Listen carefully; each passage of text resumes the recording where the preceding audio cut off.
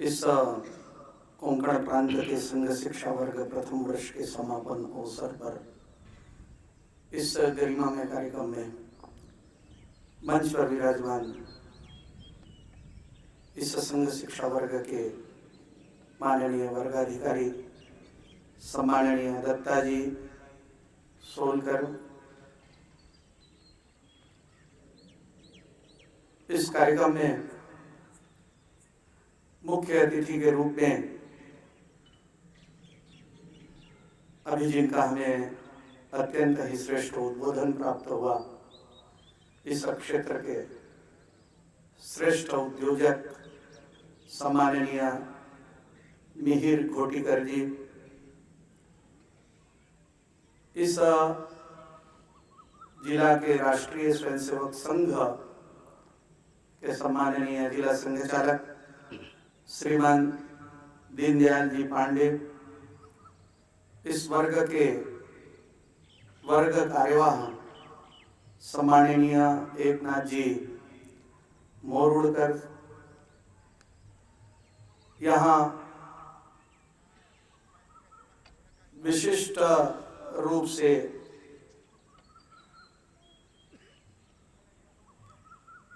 बुलाए हुए अत्यंत ही श्रेष्ठ महानुज्ञ गण, संघ के इस कार्यक्रम में आमंत्रण पर बुलाए हुए सज्जन वृंद, माताओं बहनों,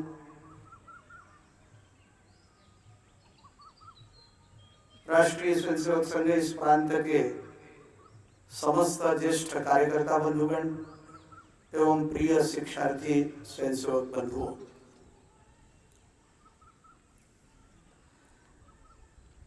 हम सभी शिक्षार्थियों के लिए अत्यंत आनंद का विषय है कि हम प्रथम वर्ष के प्रशिक्षण के समापन कार्यक्रम में इस पावन धरती पर हमने ऐहिक और पारलौकिक उन्नति को प्राप्त करने के लिए जो श्रेष्ठ माध्यम होता है, शरीर माध्यम खलु धर्म साधनम, उस शरीर को साधने का अभ्यास प्रतिदिन 20 दिनों तक हमने इस पावन भूमि पर किया है। यह पावन धरती हमारे लिए अत्यंत पवित्र हुई है।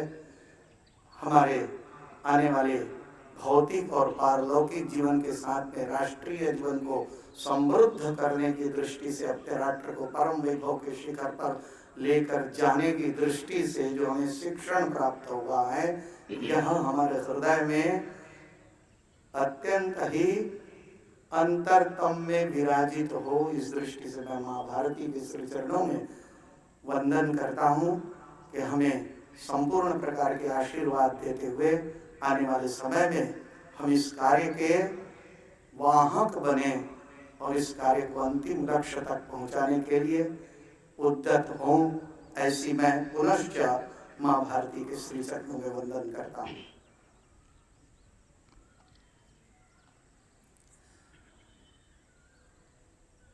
बीसवीं शताब्दी के दूसरे दशक के कालखंड में लगभग आज से 100 साल पहले हमारे देश में 3 प्रकार की घटनाएं ऐसी हुई थी जिसका हमारे भारतीय राष्ट्र जीवन में अत्यंत ही गहरा संबंध आया। 100 वर्षों से उस संबंध के साथ में भारतवर्ष जी रहा है। सन 1917 रूस में रूसी क्रांति हुई थी और रूस की रूसी क्रांति में कहते हैं कि रूस में एक बहुत बड़ा परिवर्तन आया था, जिसे देखकर उस कालखंड में विश्व के अनेक देशों में रूसी क्रांति की से प्रेरणा लेकर अपने अपने देश में उस प्रकार की प्रक्रिया खड़े करने का कार्य किया था। अपने भी भारतवर्ष से तथाकथित पढ़े लिखे प्रगतिशील लोग उस रूसी क्रांति के पश्चात कम्युनिस्ट इंटरनेशनल का कार्यक्रम 1919 में हुआ था, उस कार्यक्रम में सम्मिलित होने के लिए गए हुए थे। वहां से उन्होंने प्रेरणा प्राप्त कर आने के पश्चात 1919 से 1925 तक एक संगठन का निर्माण करने की प्रक्रिया की और 25 दिसंबर 1925 को भारतीय कम्युनिस्ट पार्टी की स्थापना की। यह वही कालखंड था जिस कालखंड में सेफ्टीवाल कांग्रेस को लाल बाल पाल अपने राष्ट्रीय चेतना की आत्मिक शक्ति से उन्होंने राष्ट्रीय आंदोलन भारत की स्वतंत्रता का बनाया था। और भारतवर्ष में बंग भंग के पश्चात में जिस प्रकार से कांग्रेस की गतिविधि चली थी, कांग्रेस भारत के जन जन के भारत की स्वतंत्रता संग्राम का आंदोलन बन गया था। लेकिन दुर्भाग्य से 1916 के पश्चात में लोकमान्य तिलक जी का स्वास्थ्य खराब हुआ और 1920 में लोकमान्य तिलक जी का अवसान होने के पश्चात में जो राष्ट्रीय भावना के साथ में काम करने वाला कांग्रेस है उसकी दिशा बदल गई। ठीक उसी समय में महात्मा गांधी का पदार्पण होता है। महात्मा गांधी के पदार्पण के पश्चात में वह कांग्रेस का आंदोलन काफी गति तो पकड़ता है, किंतु 1920 की एक घटना कि जो तुर्क के एक कमाल पाशा युवा तुर्क हो गए, वहां की जनता ने वहां के खलीफा को अंतिम खलीफा मानना स्वीकार नहीं किया। कमाल पाशा ने उसे साथ दिया, ब्रिटिश गवर्नमेंट ने भी साथ दिया, उसका संबंध भारतवर्ष के साथ में नहीं था। लेकिन भारतवर्ष में कांग्रेस के नेतृत्व को ये लग रहा था कि यदि इस समय में जो कुछ देशों में मुस्लिम इस विषय का विरोध कर रहे हैं, वह विरोध की प्रक्रिया यहाँ पर खड़ी हो तो हिंदू मुस्लिम साथ में आएंगे और भारत की स्वतंत्रता को बल प्राप्त होगा। ऐसा विचार करके असहयोग आंदोलन चलाया। उस असहयोग आंदोलन तो 1921 में समाप्त हुआ था, लेकिन कांग्रेस की दिशा बदल गई। वह हिंदू मुस्लिम यूनिटी की दिशा में बढ़ चली और युग आ गया जो लाल बाल पाल का युग था, वह नेहरू गांधी युग के रूप में खड़ा हो गया। यह 1925 का वही कालखंड था जिस कालखंड से वह आंदोलन बढ़ा और 1947 में हम देखते हैं उसका हश्र हमारे सामने में दिखाई देता है। ठीक इसी कालखंड में डॉक्टर केशव बलिराम हेडगेवार नागपुर की गलियों में राष्ट्रभक्ति की शिक्षा प्राप्त करने के पश्चात में क्लास 3 में पढ़ते थे।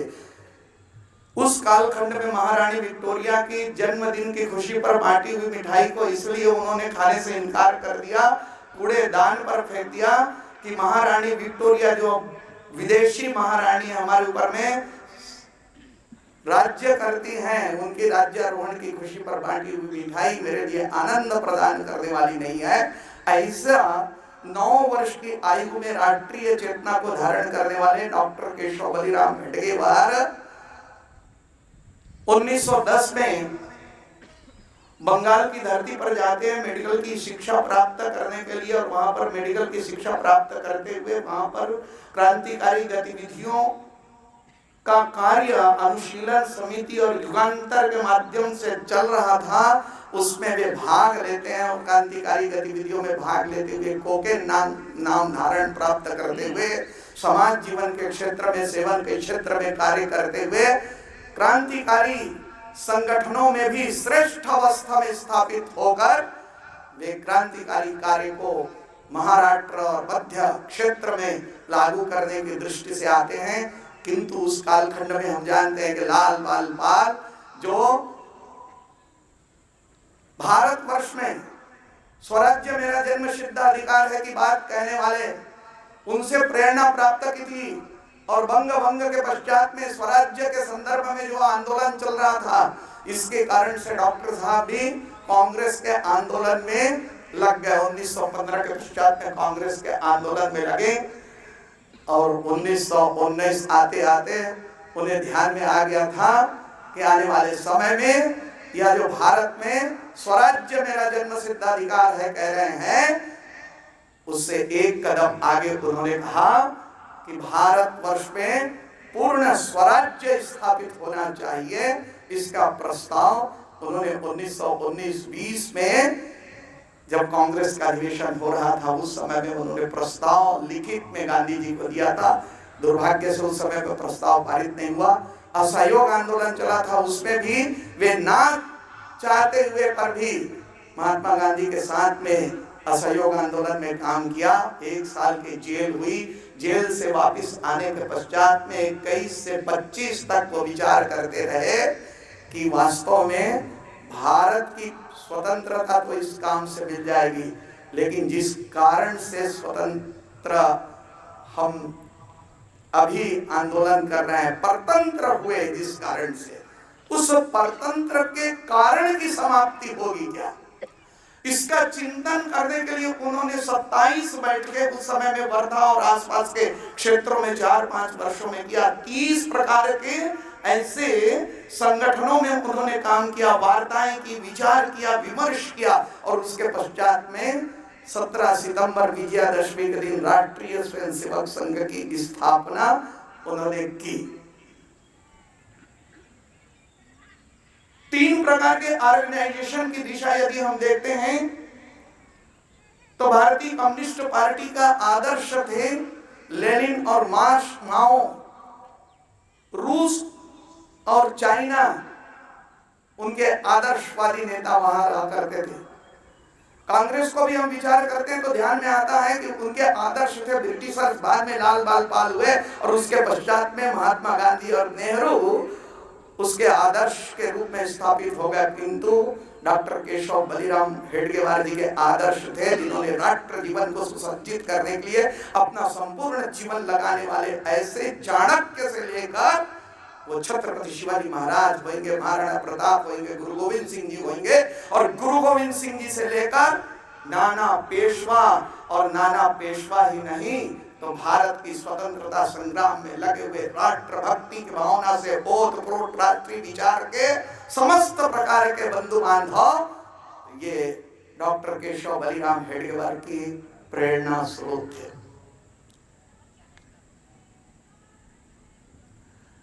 यदि हम इन तीनों संगठनों का विचार करते हैं तो ध्यान में आता है कि 1925 के आसपास जब कार्य शुरुआत हुआ था, 1927 में भारतीय कम्युनिस्ट पार्टी का अधिवेशन हुआ, तब वो राष्ट्रीय स्तरीय पार्टी के रूप में विराजमान हो गई थी। 16 राज्यों के 600 से ज्यादा प्रतिनिधि कानपुर में आए थे। तब राष्ट्रीय स्वयंसेवक संघ केवल वर्धा के आसपास कार्य कर रहा था।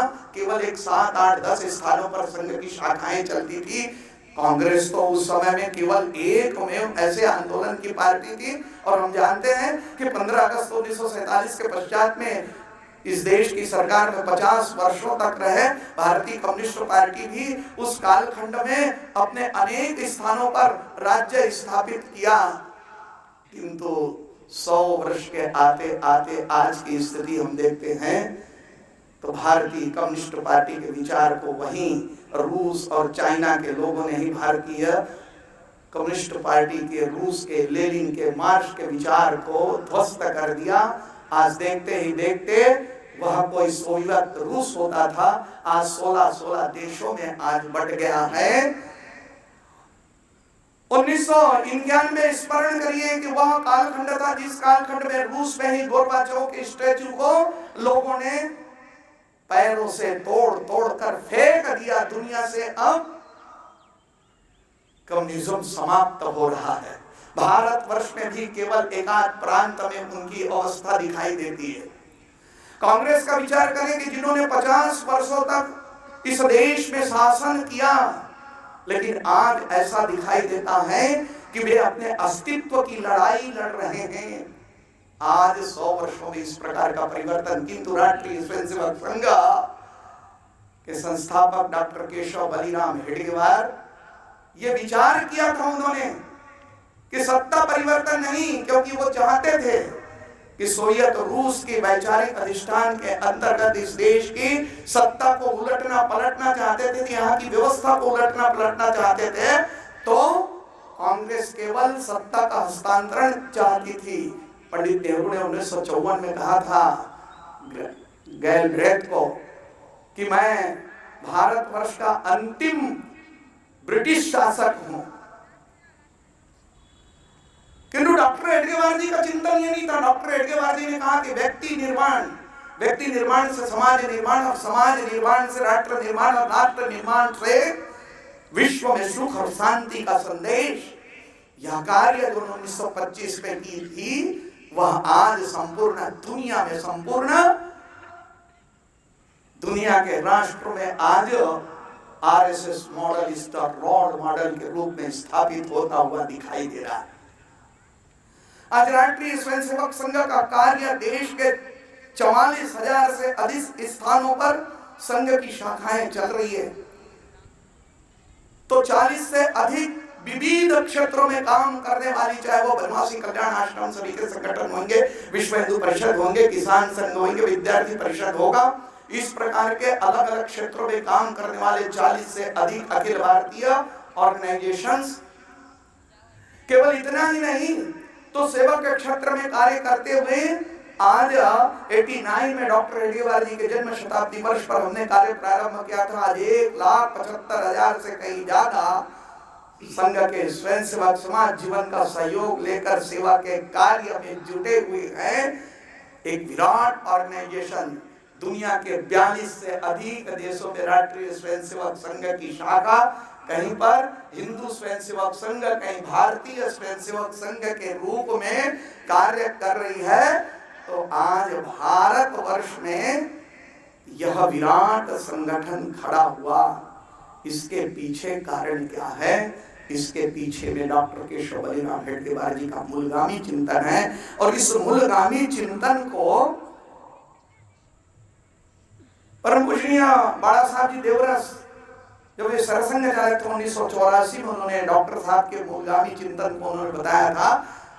बाला साहब कहते हैं कि डॉक्टर साहब बताया करते थे कि यदि किसी कार्य की सफलता प्राप्त करनी है तो 3 बातों की आवश्यकता होती है। पहला व्यक्ति, दूसरा धन, तीसरा साधन। उसमें वे कहा करते थे कि इन तीनों में सबसे प्रमुख बात होती है व्यक्ति। यदि व्यक्ति प्राप्त हो गया, व्यक्ति यदि योग्य व्यक्ति हमने तलाश लिया, योग्य व्यक्ति हमने सिद्ध कर लिया, योग्य व्यक्ति खड़े कर लिए, तो साधन और धन उसके पीछे आ जाते हैं। किंतु यदि योग्य व्यक्ति नहीं है तो साधन और धन कुछ काम का नहीं होता। ये डॉक्टर हेडगेवार जी का विचार था। और यह विचार कोई आज का विचार नहीं था। डॉक्टर हेडगेवार ने सन 1925 में राष्ट्रीय स्वयंसेवक संघ स्थापित की, उसके पहले का विचार था। त्रैलोक्यनाथ चक्रवर्ती जो अनुशीलन समिति के प्रमुख कार्यकर्ता थे, 89 में डॉक्टर हेडगेवार जी के जन्म शताब्दी वर्ष के कार्यक्रम के समय में जब उनको हेडगेवार जन्म शताब्दी वर्ष की अध्यक्षता करने के लिए आमंत्रण करने गए थे उनके घर पर दिल्ली में, तब उन्होंने बताया कि राष्ट्रीय स्वयंसेवक संघ के कार्य शुरुआत करने के पहले 1915 में जब वे मेरे घर पर आए थे कलकत्ता में, तब उन्होंने मुझे कहा था कि आज के कालखंड में अनेक प्रकार के लोग अपने अपने विचार के अनुसार कार्य कर रहे हैं। कोई समाज जीवन के क्षेत्र में काम कर रहा है, कोई समाज सुधार के क्षेत्र में काम कर रहा है, कोई क्रांतिकारी जीवन में काम कर रहा है, कोई भारत की स्वतंत्रता के लिए कांग्रेस के साथ में काम कर रहे हैं। लेकिन आखिर हम परतंत्र क्यों हुए, उस कारण की खोजबीन करके उस कारण को समाप्त करने का कार्य कोई नहीं कर रहा है। किसी को इस प्रकार के काम के चिंतन करने का फुर्सत नहीं है कि लगता है तो मुझे ही यह कार्य प्रारंभ करना पड़ेगा। उन्होंने 1915 में त्रैलोक्यनाथ चक्रवर्ती को यह बताया था। उसका प्रतिरूप या राष्ट्रीय स्वयंसेवक संघ की शाखा का कार्य यह आज हमने देखा कि संघ की शाखा में किस प्रकार से व्यक्ति निर्माण की प्रक्रिया होती है। शरीर को माध्यम बनाकर साहस निर्माण करते हुए एक वैचारिक अधिष्ठान अपने जीवन में खड़ा करना। और भारत के वैचारिक अधिष्ठान डॉक्टर केशव बलिराम हेडगेवार को यह चिंतन था कि जितना बड़ा लक्ष्य यदि लेना है तो लक्ष्य के अनुरूप वैसे ही लक्ष्य देना पड़ेगा, कार्य के अनुरूप लक्ष्य देने की आवश्यकता होती है। और उन्होंने भारतवर्ष का चिंतन किया था। और भारतवर्ष का चिंतन किया था तो उसमें से निकला था कि भारतवर्ष के ऋषियों की कालजयी मेधा ने जिस प्रकार से भारत की सांस्कृतिक विरासत का निनाद किया था, एकम सत विप्रा बहुधा वदंती। हमारे दत्तोपंत जी कहते थे कि जब कोई ये कहता है कि केवल जीसस क्राइस्ट के माध्यम से ही यह भारत का विचार नहीं हो सकता, केवल मोहम्मद पैगंबर के माध्यम से ही यह भारत का विचार नहीं हो सकता। अरे भारत का विचार क्या है? भारत का विचार क्या है कि यदि राम को मानते हो तो भी, कृष्ण को मानते हो तो भी, दुर्गा को मानते हो तो भी, तुम यदि स्वामी नारायण को मानते हो तो भी, तुम किसी को भी मानते हो, यदि कोई कहता है कि मैं किसी भी देवी देवता को नहीं मानता, तो भी ऋणम कृत्वा घृतम पिबेत, उसको भी हमने संत कह दिया। एकम सद विप्राः वदन्ति, सबके जाने के मार्ग अलग। अरे दुनिया में इतने लोग होते हैं, वैरायटी इतनी है उसके पश्चात, उसके पास में, उस प्रभु के पास में वैरायटी की कोई कमी नहीं है। दुनिया में किसी दो व्यक्ति का चेहरा मिलता नहीं है। दुनिया में जिसे अंगूठा वाले व्यक्ति कहते थे, आजकल यही अंगूठा काम करता है। दुनिया में किसी का अंगूठा मिलता नहीं है, एक व्यक्ति का दूसरे व्यक्ति से अंगूठा मिलता नहीं है। आजकल यदि अंगूठा लगाएंगे तभी आपको प्रवेश प्राप्त होगा। अरे जिसके पास में केवल अंगूठे की इतनी वैरायटी है, उसके पास में अपने पास बुलाने के लिए कितनी वैरायटी होगी। यह है एकम सद विप्राः बहुधा वदन्ति। हम विचार करते हैं या विचार नहीं करते, विनाश किया हमारे यहाँ देश के ऋषि मुनियों ने। सर्वे भवन्तु सुखिनः सर्वे सन्तु निरामया सर्वे भद्राणि पश्यन्तु मा कश्चित् दुःख भाग् भवेत्। संपूर्ण दुनिया की सुख और शांति की चिंता करने वाले मेरे देश में इस प्रकार की विचारधारा केवल उस कालखंड में थी, ऐसा नहीं। जब कोविड के कालखंड में भी मेरे देश ने विचार किया कि इस कालखंड में यदि हमने दुनिया के देशों को दवाइयां नहीं दी तो दुनिया के अनेक देश के लोग समाप्त हो जाएंगे। और उस कालखंड में सैकड़ों देशों को हमारे पास में उतनी उपलब्ध दवाइयां नहीं थी, फिर भी हमने अपनी दवाई कंपनियों को दवाई बनाने का आदेश दिया और हमने दवाइयां दी। सर्वे भवन्तु सुखिनः सर्वे सन्तु निरामया। आज भी भारतवर्ष उस प्रकार के विचार के साथ में खड़ा हुआ है। केवल इतना ही नहीं, हमारे यहाँ की संस्कृति में कहा गया है, मातृवत् परदारेषु परदर्भेषु दोषवत् आत्मवत् सर्वभूतेषु यः पश्यति सः पंडितः। हम सब में मातृवत् दृष्टि देखते हैं। ये भारत की धरती की विशेषता है कि सब में, सभी नारियों में हम माँ का रूप देखते हैं। ये हमारे ऋषि मुनियों ने बताया। हमारी धरती के संबंध में कहा कि यह धरती हमारी बड़ी माँ है। कहा कि क्षिति जल पावक गगन समीरा पंच रचित किया अदम शरीरा। हमारे यहाँ बता दिया, हमारे तुलसीदास जी महाराज ने लिख दिया है। तो 5 प्रकार के तत्व यदि किसी में होते हैं तो वह धरती में है। या 5 प्रकार का तत्व इस धरती में होने के कारण से पृथ्वी को आज से कई हजार साल पहले मेरे देश के ऋषि मुनियों ने लिख दिया। माता भूमि पुत्रोहम पृथिव्या, वेद का यह वाक्य कि यह धरती हमारी माँ है। वयम पुत्र, हम सब लोग इस धरती के पुत्र हैं। क्यों? क्योंकि इस पृथ्वी के अलावा किसी भी ग्रह में जीव जगत की रचना नहीं, वनस्पति की रचना नहीं, केवल यहीं पर यह रचना है।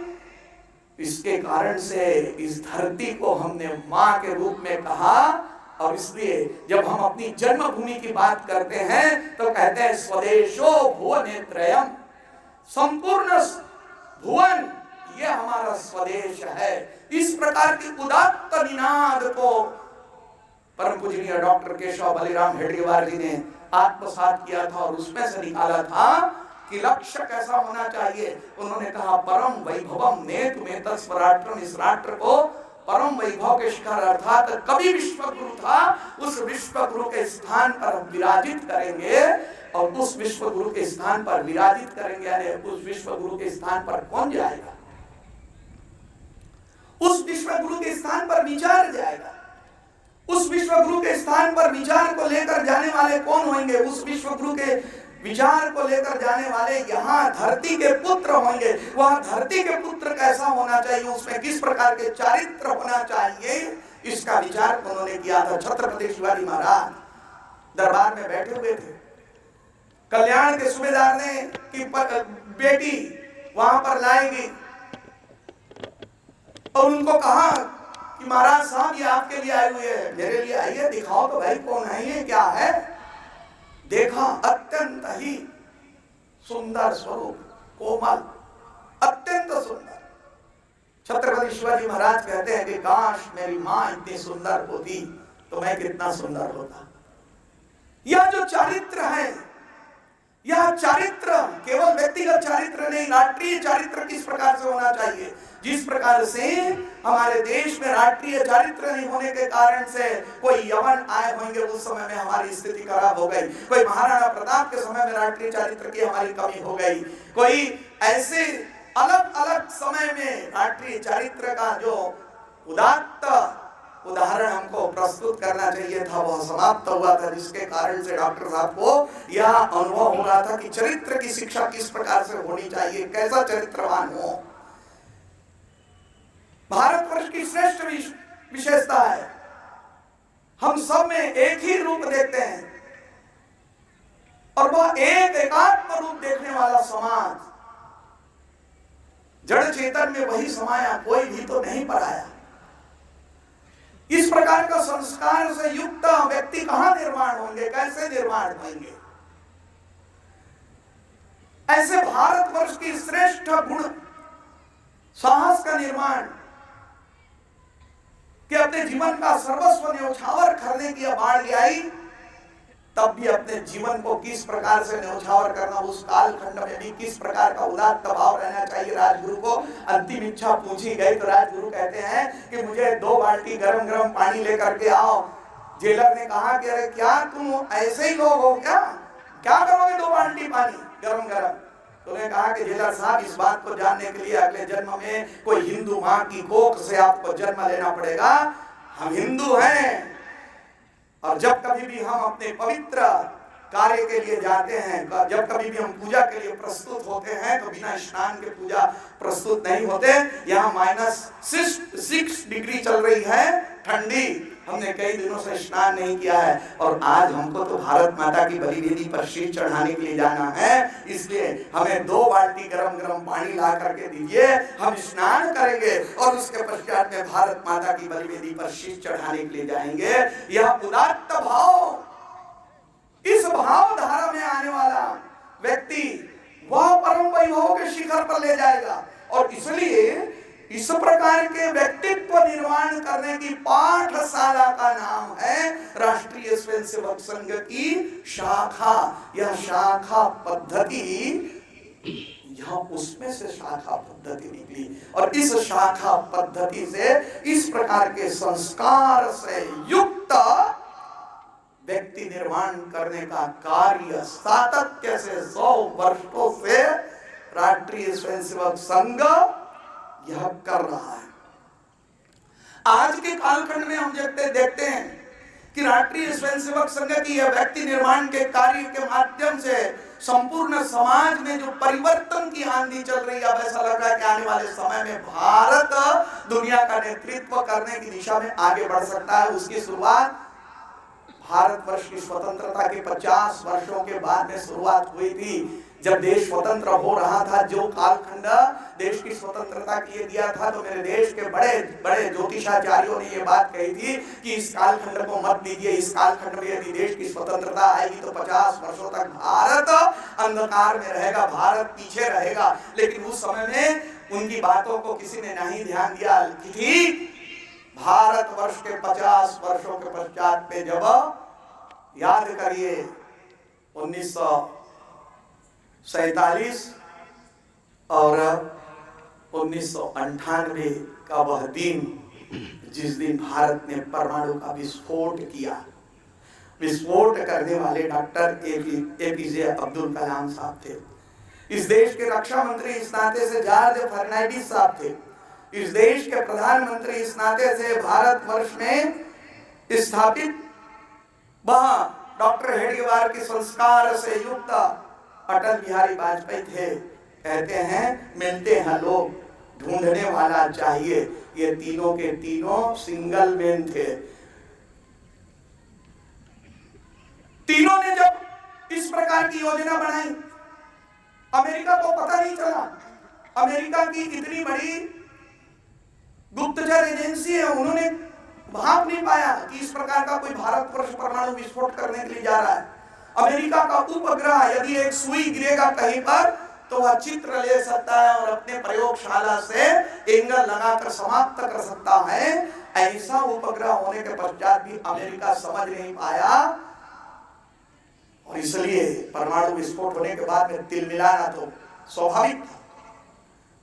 पूरी दुनिया में अमेरिका तो तिलमिला गया। दुनिया के देशों को लगा कि ये क्या हो गया, भारतवर्ष पे परमाणु संपन्न देश हो गया। लेकिन बोलने की अवस्था नहीं थी। लेकिन हम जब कभी भी कोई काम करते हैं, हमारे पड़ोसी को खुजली हो जाती है, हमारे पड़ोसी ने भी फुलझड़ी चढ़ा दी, कुछ दिनों के पश्चात में, और इसके कारण से अमेरिका को वहां मिल गया अवसर, और अमेरिका के राष्ट्रपति बिल क्लिंटन ने वहां के राष्ट्रपति को कहा, मुशर्रफ साहब थे उस समय में, मुशर्रफ साहब को कहा कि आपने जो है परमाणु का विस्फोट किया है, हमसे बिना पूछे हुए आप हमारे देश में आइए और आकर बताइए कि कौन से ऐसे कारण आ गए जिसके कारण से आपने इस प्रकार का कार्य किया। कहते हैं कि दूसरे तीसरे दिन ही मुशर्रफ साहब अमेरिका चले गए उन्हें बताने के लिए, किंतु मेरे देश के प्रधानमंत्री को उन्होंने कहा कि आपने परमाणु का विस्फोट किया है, आप हमारे देश पर आइए और हमें बताइए। तब मेरे देश के प्रधानमंत्री ने कहा कि मेरे देश की अभी अनुकूल परिस्थिति नहीं है, जब मेरे देश की अनुकूल परिस्थिति होगी तो हम विचार करेंगे। उन्होंने मैं विचार करूंगा ये नहीं कहा, हम विचार करेंगे, हमारा संसद विचार करेगा, हमारी देश की जनता विचार करेगी कि हमें अमेरिका की यात्रा करनी है या नहीं करनी है। आज तक इस प्रकार का उत्तर किसी ने नहीं दिया था।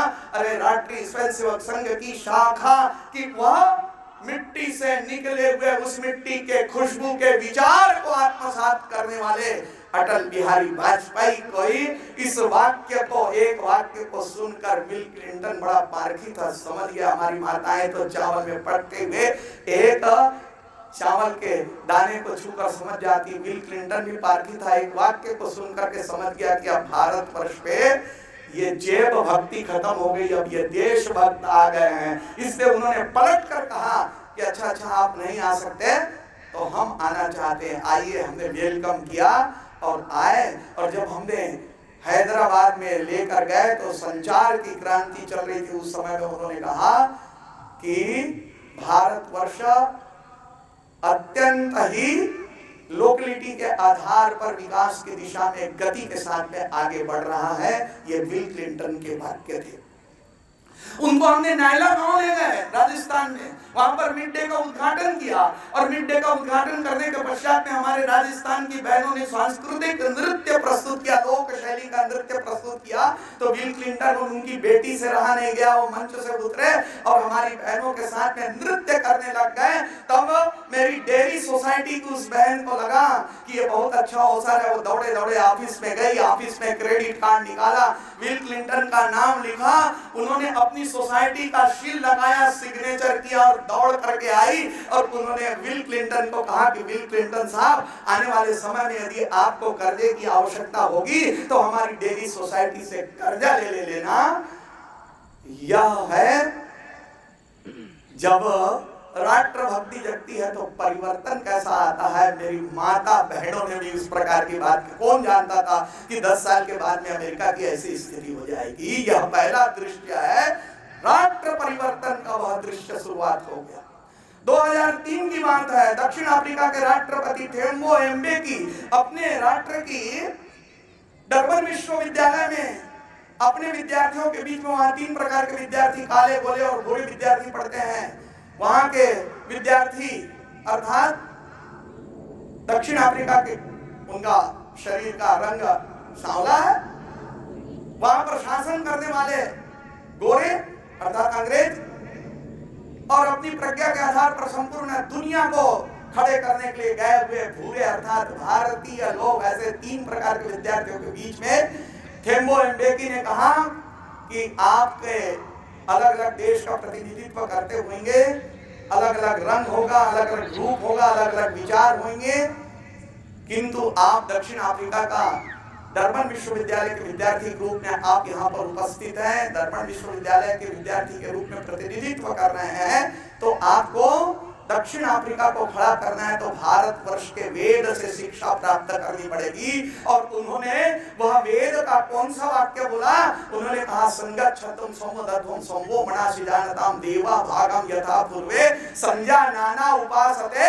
यह स्वीकार्यता है भारत के विचार की कि भारतवर्ष में हम कहते हैं साथ साथ आओ, साथ साथ बैठो, साथ साथ बोलो, एक साथ मिल करके काम करो, और उस कार्य से जो लाभ प्राप्त होता है उसे जिस प्रकार से हमारे देवताओं ने लाभ को प्राप्त किया था उस प्रकार से प्राप्त करो।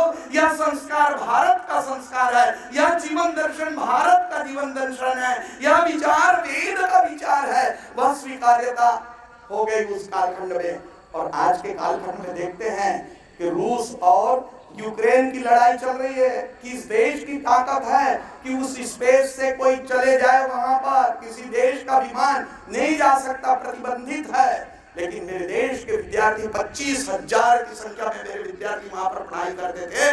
मेरे देश ने तय किया कि मेरे देश के विद्यार्थियों को हमें सुरक्षित करना है। उन्होंने यूक्रेन और रूस को कहा कि हम अपने विद्यार्थियों को लेने के लिए आ रहे हैं, देखते हैं किसकी ताकत है। दुनिया में किसी की ताकत नहीं।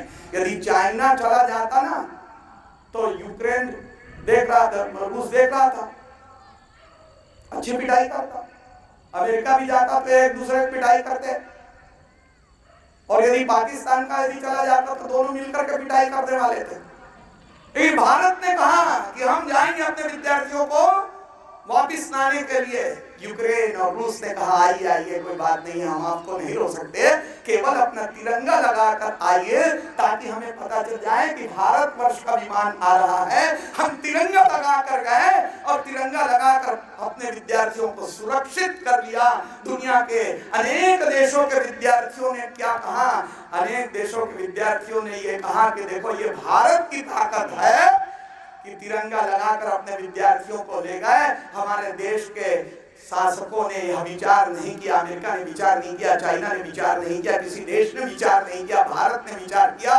उसमें से कुछ विद्यार्थियों ने कहा अभी इस प्रकार के डिस्कशन करने का समय नहीं है, अभी सुरक्षित होने का समय है, अभी तिरंगा उठाओ और सुरक्षित हो जाओ। विश्व के अनेक देशों के लोगों ने तिरंगा उठाया, विद्यार्थियों ने, और अपने आप को सुरक्षित कर दिया। यह आज का भारतवर्ष है, यह परिवर्तित भारतवर्ष है। और इसलिए आने वाले समय में परम पूजनीय डॉक्टर केशव बलिराम हेडगेवार जी ने परम वैभवम ने तुम्हें तसुराष्ट्रम, इस राष्ट्र को परम वैभव के शिखर पर लेकर जाने की बात कही है। वह शिखर पर लेकर जाना है तो हमें विचार करना पड़ेगा कि भारतवर्ष में जो इतना उदात्त विचार है, किंतु आज 15 अगस्त 1947 को जो विसंगति थी वो संगति समाप्त हुई क्या? 15 अगस्त 1947 को हम राजनीतिक स्वतंत्रता प्राप्त हुई, लेकिन आर्थिक और सामाजिक स्वतंत्रता अभी बाकी है। 15 अगस्त को हम स्वतंत्र हुए, लेकिन स्वतंत्र की स्थापना अभी अधूरी है।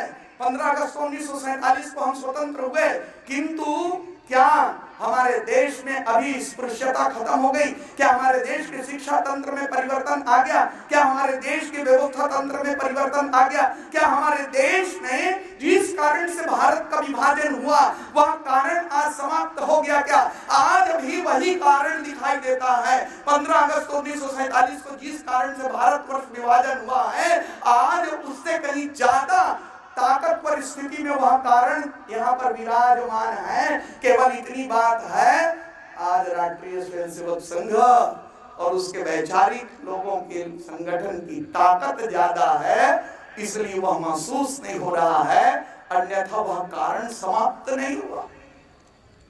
और यदि जब तक यह कारण रहेगा तब तक हम भारत को दुनिया के शिखर पर स्थापित नहीं कर सकते। और यह कारण यह समाप्त करने का यह कालखंड आ गया, और इसलिए आने वाले 25 वर्षों का यह कालखंड चल रहा है कि आने वाले समय में भारत की स्वतंत्रता का 100 वर्ष हो और भारत ने राष्ट्रीय स्वयंसेवक संघ का 125 वर्ष पूरा होते होते भारत को हम फिर से पुनरअपि उस स्थान पर लेकर जाएंगे। किंतु इन कारणों को समाप्त करना है तो संघ की मान्यता ये है कि केवल हमारे माध्यम से नहीं जाएगा। भारत में सज्जन शक्ति, जो समाज में जिनके पास में ताकत है, जिनके पास में प्रज्ञा की ताकत है, जिसके पास में सब प्रकार के वर्किंग का पावर है, जिसके पास में सब प्रकार के धन है, जिसके पास में वैचारिक अधिष्ठान है, जिसके पास में समाज जीवन को परिवर्तित करने का पावर है, ऐसे ओपिनियन मेकर्स, ऐसे सज्जन शक्ति जो समाज में है, अनंत ताकत से विराजमान है, किंतु 75 वर्षों के पॉलिटिकल सिचुएशन के कारण से उन्होंने अपना हाथ खींच लिया था।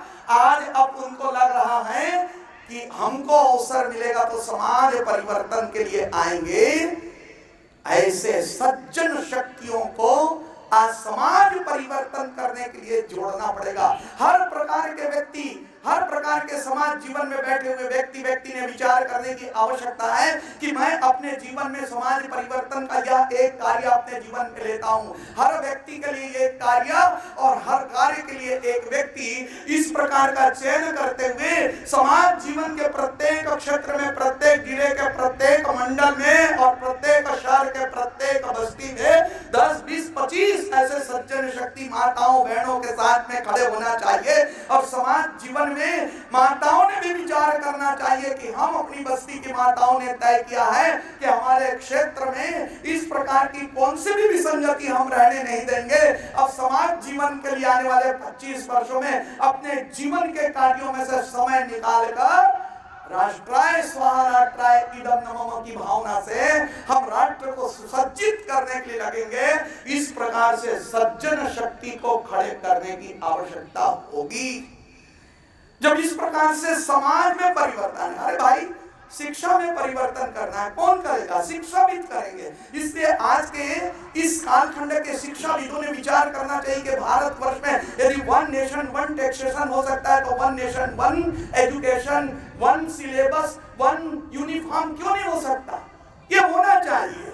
और ये कौन करेगा? तो शिक्षाविद विचार करे, सोचे, कुछ परिपत्र बनाए, राष्ट्र के सामने में प्रस्तुत करे, डिस्कशन हो, और उस पर डिस्कशन होने के पश्चात में भारतवर्ष में जिस प्रकार के शिक्षा की पद्धति थी उस प्रकार की अभी नवीन शिक्षा पद्धति या फिर से शुरुआत होनी चाहिए। समाज जीवन में बैठे हुए बंधु बांधवों को काम करना पड़ेगा। अर्थ के क्षेत्र में स्वावलंबन की प्रक्रिया खड़ी करनी है।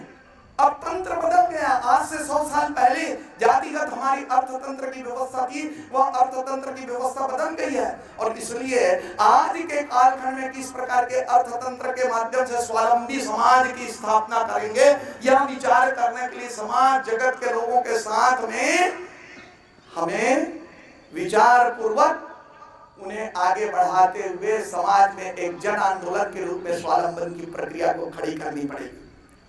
समाज में आज भी यदि किसी भी प्रकार की स्पृश्यता की भावना यदि है तो एक एक क्षेत्र में बैठे हुए सज्जन शक्तियों को खड़े होकर अपने जीवन में यह कार्य लेकर संपूर्ण भारतवर्षीय धरती, इसके साथ में हमारा संबंध है। कंकड़ कंकड़ शंकर इसका, कहीं ऐसा ना हो जाए कि हम अपने मोक्ष मार्ग को इस छोटे से विषय के लिए हम बाधक ना बना ले।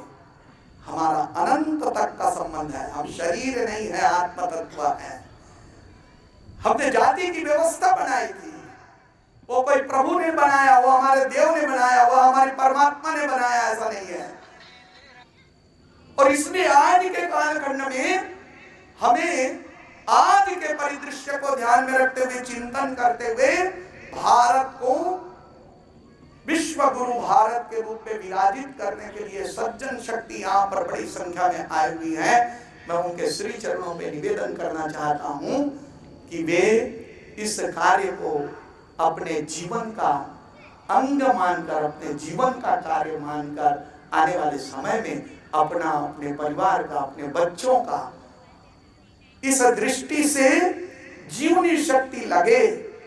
हर गांव, हर गली, हर जिले, हर प्रांत से जब इस प्रकार की वैचारिक अधिष्ठान के आधार पर परिवर्तन के लिए सज्जन शक्ति आगे आएगी तो निश्चित रूप से आने वाले कल हम अपनी आंखों से देख सकेंगे। संघ के स्वयंसेवक जो यहाँ पर आए हुए हैं, यह हमारा सौभाग्य है कि हम परम वैभव के शिखर पर ले जाने के कालखंड में विराजमान है और प्रथम वर्ष करने के लिए आए हुए हैं। आने वाले समय में हम द्वितीय वर्ष करेंगे, तृतीय वर्ष करेंगे। अब ये मंच पर बैठे हुए लोगों में से अधिकांश लोगों के कंधे अब वरिष्ठ होते जा रहे हैं। 25 वर्षों के पश्चात में भारत विश्व गुरु के स्थान पर विराजित होगा, वह आपके कंधे से होगा।